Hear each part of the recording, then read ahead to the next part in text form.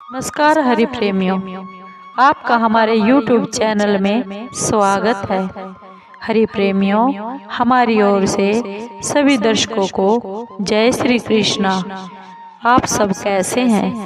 आइए आज का प्रसंग शुरू करते हैं। आज का प्रसंग है श्रीमद् भगवद गीता का संपूर्ण सार।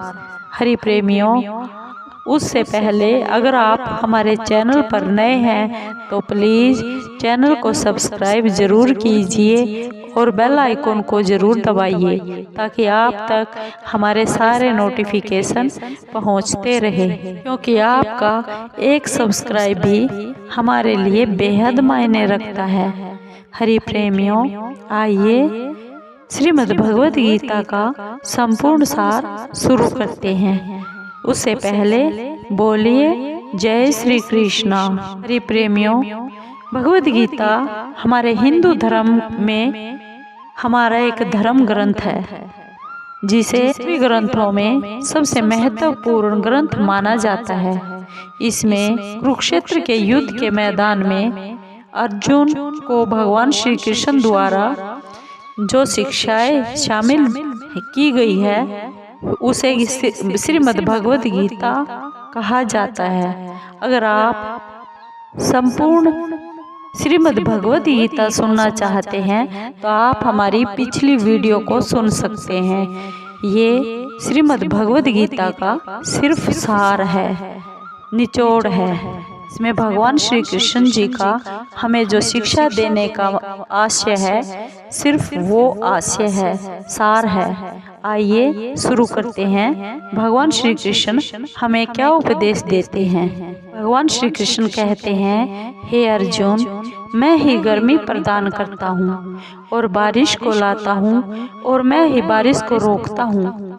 मैं अमर हूँ और साक्षात मृत्यु भी जीव की मैं ही हूँ। आत्मा तथा पदार्थ दोनों मुझसे ही हैं।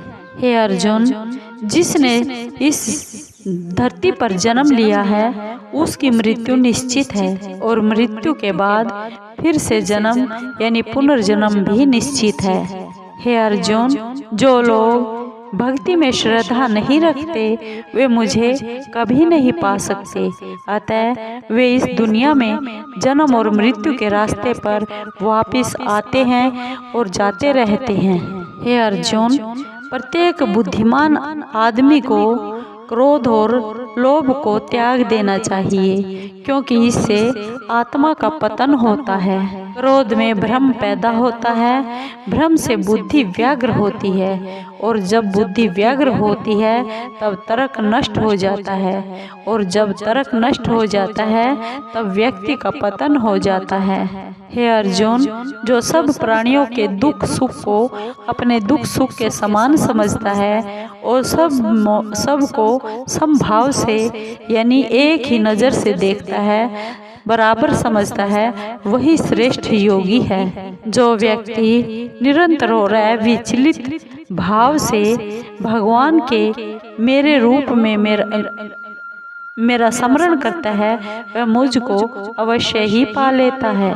हे अर्जुन, जो लोग हृदय को नियंत्रित नहीं करते हैं उनके लिए वह शत्रु के समान काम करता है। भगवान श्री कृष्ण फिर अर्जुन से कहते हैं, अनेक जन्म के बाद जिसे सचमुच ज्ञान होता है वह मुझको समस्त कारणों का कारण जानकर मेरी ही शरण में आता है। ऐसा महात्मा अत्यंत दुर्लभ होता है। हे अर्जुन, श्री भगवान होने के नाते मैं जो कुछ भूतकाल में घटित हो चुका है, जो वर्तमान में घटित हो रहा है और जो आगे होने वाला है, वह सब कुछ जानता हूँ। मैं सब जीवों को भी जानता हूँ, किंतु मुझे कोई भी नहीं जानता।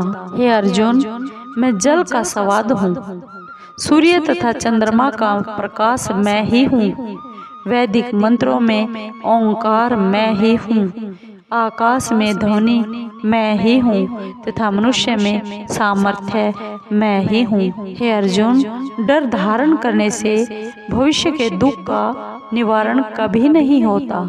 डर केवल आने वाले दुख की कल्पना मात्र ही है। निर्बलता अवश्य ईश्वर देता है, किंतु मर्यादा मनुष्य का मन ही स्वयं निर्मित करता है।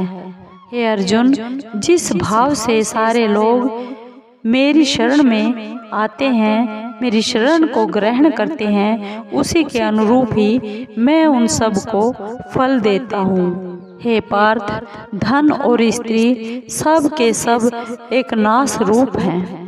मेरी भक्ति का कभी नाश नहीं होता, मेरी भक्ति अटल है।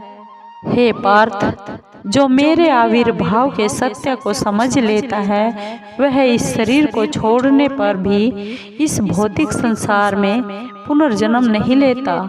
वह बार बार फिर ना जन्मता है और ना ही मरता है, अपितु मेरे परम धाम को प्राप्त होता है। पार्थ, मैं वह काम हूँ जो धर्म के विरुद्ध कभी नहीं है। हे पार्थ, निर्बलता अवश्य ईश्वर देता है, किंतु मर्यादा मनुष्य का मन ही निर्मित करता है। अर्जुन, जो लोग निरंतर जिस भाव से मेरी पूजा करते हैं, उनकी जो आवश्यकताएं होती हैं, उन सब को मैं पूरा करता हूँ, और जो कुछ उनके पास है उस सब की मैं रक्षा करता हूँ। हे अर्जुन, जब भी और जहाँ भी अधर्म बढ़ेगा, तब मैं धर्म की स्थापना करने के लिए अवतार लेता ही रहूँगा। हे अर्जुन, भक्तों का उद्धार करने के लिए और दुष्टों का विनाश करने के लिए तथा धर्म की फिर से स्थापना करने के लिए मैं हर युग में प्रकट होता हूँ। हे अर्जुन, मैं ही लक्ष्य, पालनकर्ता, स्वामी, साक्षी, धाम, शरणस्थली तथा अत्यंत प्रिय सखा हूँ। मैं सृष्टि तथा ब्रह्मांड सबका आधार हूँ, सबका आश्रय हूँ तथा अविनाशी बीज भी मैं ही हूँ। हे अर्जुन, जिसने मन को जीत लिया है, उसके लिए मन सबसे अच्छा सखा है, सबसे अच्छा मित्र है। लेकिन जो ऐसा नहीं कर पाया, उसके लिए यह मन ही सबसे बड़ा दुश्मन बना रहेगा। अगर कोई प्रेम और भक्ति के साथ मुझे फूल, फल, पत्र और जल प्रदान करता है, तो मैं उसे भी प्रेम पूर्वक स्वीकार करता हूँ। पार्थ, जो हुआ वह अच्छा हुआ, जो हो रहा है वह भी अच्छा हो रहा है, और जो होगा आगे वो भी अच्छा ही होगा।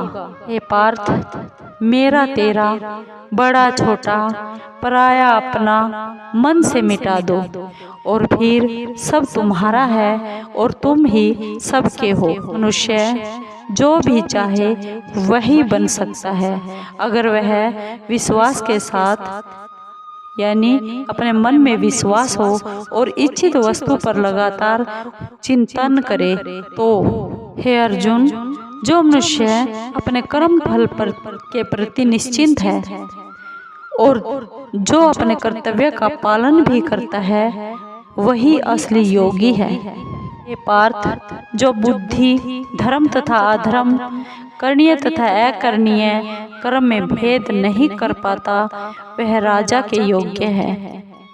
जो पुरुष न तो कर्मफल की इच्छा ही करता है और न कर्मफलों से नफरत ही करता है, यानी कर्मफलों से जो घृणा भी नहीं करता, वह सन्यासी माना जाता है, जाना जाता है। हे अर्जुन, अपने अपने कर्म के गुणों का पालन करते हुए हर एक व्यक्ति सिद्ध हो सकता है, यानी हमें अपने कर्मों के गुणों का पालन करना चाहिए। गुरु दीक्षा बिना कोई भी प्राणी कितना भी कुछ करे, सब कर्म निष्फल होते हैं।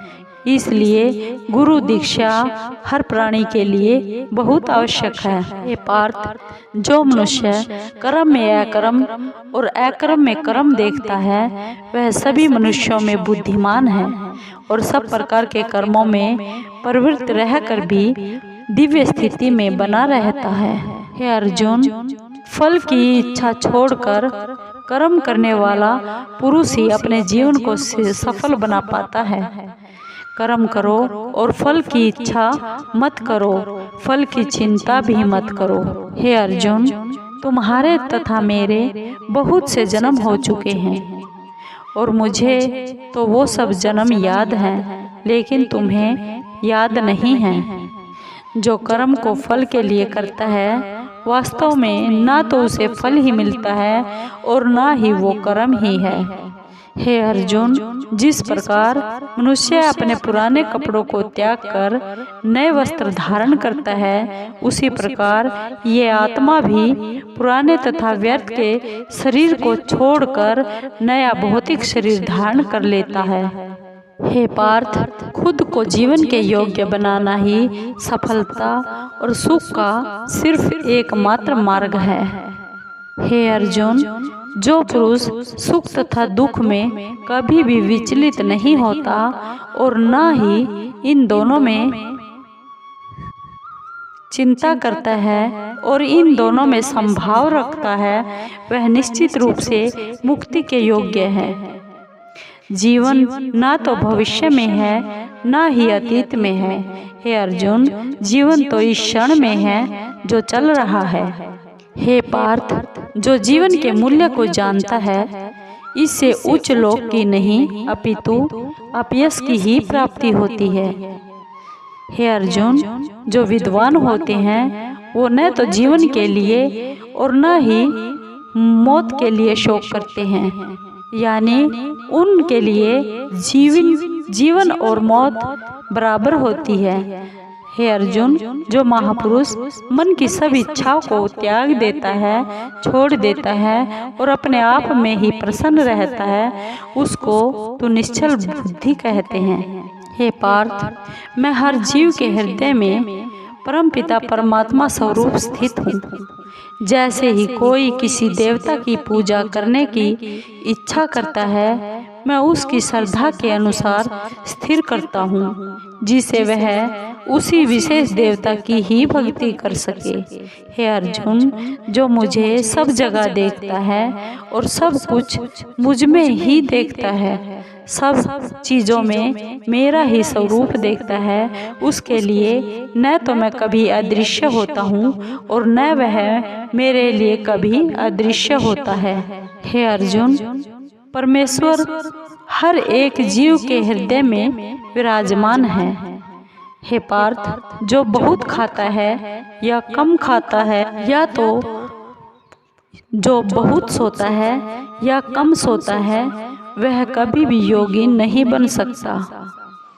भगवत गीता के अनुसार नरक के 3 द्वार होते हैं, वासना, क्रोध और लालच। हे अर्जुन, ईश्वर, ब्राह्मणों, गुरु, माता पिता जैसे गुरुजनों की पूजा करना तथा पवित्रता, सरलता, ब्रह्मचर्य और अहिंसा ही शारीरिक तपस्या है। भगवान श्री कृष्ण ने कर्म योग भी सिखाया।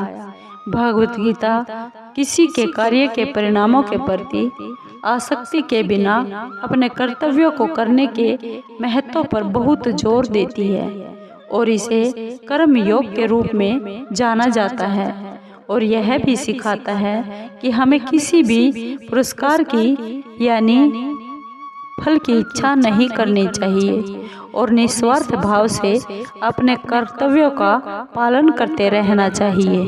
भगवत गीता का अंतिम लक्ष्य मोक्ष है।